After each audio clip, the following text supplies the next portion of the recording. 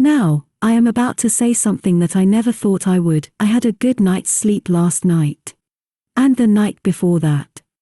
All week in fact, I have tipped into bed, my mind restless for one shuddering moment before I turn to lie flat on my back and repeat a well-rehearsed script, at which point my thoughts drop off into dark velvety sleep.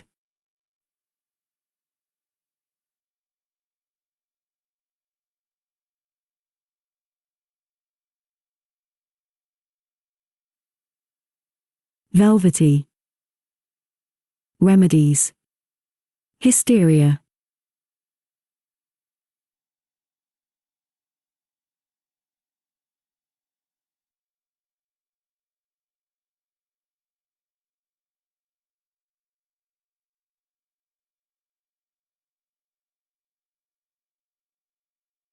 It began when I was 10. I would deliberately keep myself awake to pick over the day. It would take me 5 or 6 hours to get to sleep and, even then, it would be interrupted.